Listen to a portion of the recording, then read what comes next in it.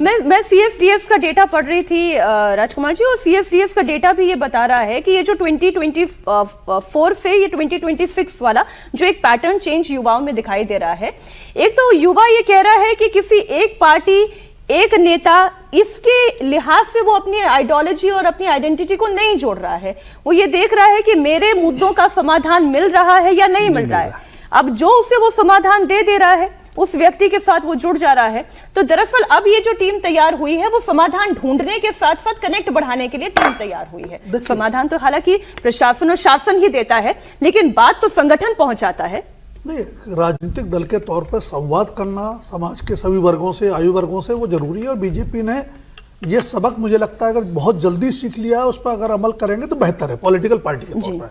लेकिन असल एजेंडा वही है, जैसा विजय जी ने कहा और आपने उसको बहुत स्पेसिफिक कहा कि सवाल इनके मुद्दों को एड्रेस करने का है। आपने जो 3 E's की बात कही है वो सिर्फ पॉलिटिकल एजेंडा नहीं होना चाहिए, वो इस देश की गवर्नेंस का एजेंडा होना चाहिए। मैं गवर्नेंस पर आती हूँ या ये इसी टीम पर आती हूँ। हर्ष सांघवी को रोल दिया गुजरात में, आपने इधर राजस्थान में भी वसुंधरा राजे को आपने उपाध्यक्ष बना दिया।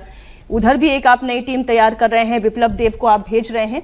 क्या इससे जो चाह रही है भारतीय जनता पार्टी वो अचीव कर पाएगी संगठनात्मक रूप से? मैं कह रही हूं आसान इसलिए नहीं है कि देखिए, जहां तक एजुकेशन की बात है या एग्जामिनेशन की बात है, वो सिस्टम पूरे देश में कमोबेश कोलैप्स कर गया।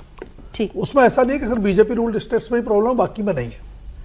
बीजेपी की समस्या यह है कि बीजेपी देश के ज्यादातर राज्यों में सत्ता में है जी, इसलिए ज्यादातर राज्यों में सवाल आपसे पूछे जाएंगे, पहली बात। दूसरी बात, जंतर मंतर में जो कुछ हुआ, जिस तरह का आंदोलन हुआ, उसकी जो पॉलिटिकल फॉल आउट हुआ, या कल हमने राहुल गांधी वाला एपिसोड देखा कि एक FIR दर्ज कराने के लिए 6 घंटे LOP को थाने में बैठना पड़ा, जो पहले दिन हो जानी चाहिए थी। उसके चलते कहीं ना कहीं जो जेन जी जिसको हम कह रहे हैं, या जेन अल्फा के तौर पर कई राज्यों में सामने आए, उसमें एक कहीं ना कहीं बीजेपी ऐसा लगता है टारगेट पे है सवाल पूछने के मामले। तो लेकिन अच्छी बात यह है कि कोर्स करेक्शन अगर कर रही है तो ये करना चाहिए। टाइमली शुरू किया है। एक बड़ी खबर फिर मैं देना चाह रही हूँ। अभी थोड़ी देर पहले नितिन नवीन ने इस मीटिंग के बाद एक पोस्ट किया है और उन्होंने ये कहा कि Bharatiya Janata Party strongly condemns and unequivocally opposes the decision taken by Congress working committee on 19 अगस्त। उसमें उन्होंने बहुत सारे बिंदु लिखे हैं।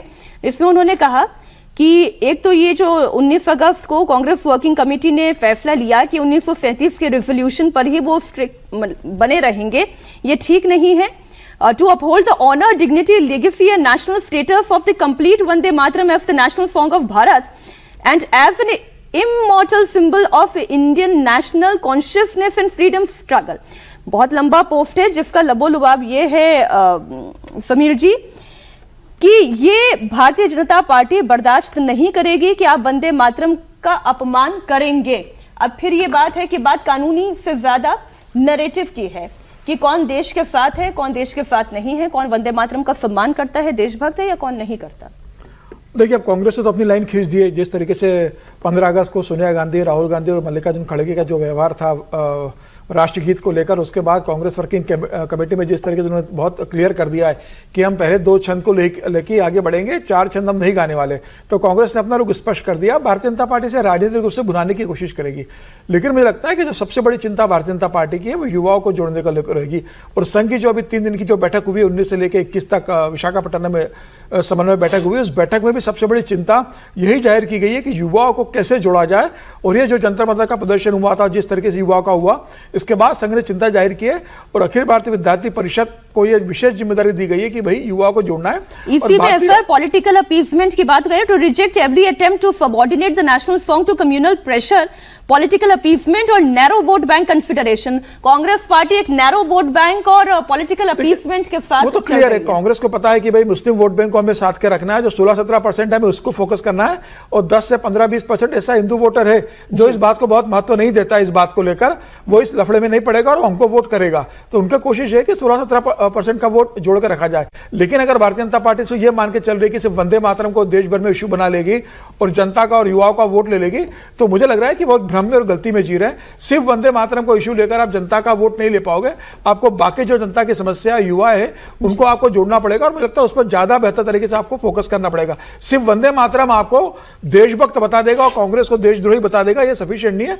आपको अपना काम बताना पड़ेगा और जनता युवाओं की जो समस्या है, पेपर लीक की समस्या है, नौकरी की समस्या है, बेरोजगारी की समस्या है, महंगाई की समस्या है, तमाम विषय आपको उसको कैटर करना पड़ेगा। मुझे लगता है भारतीय जनता पार्टी वहां ज्यादा अगर ध्यान देगी तो भारतीय जनता पार्टी को उसका राजनीतिक लाभ ज्यादा मिलेगा।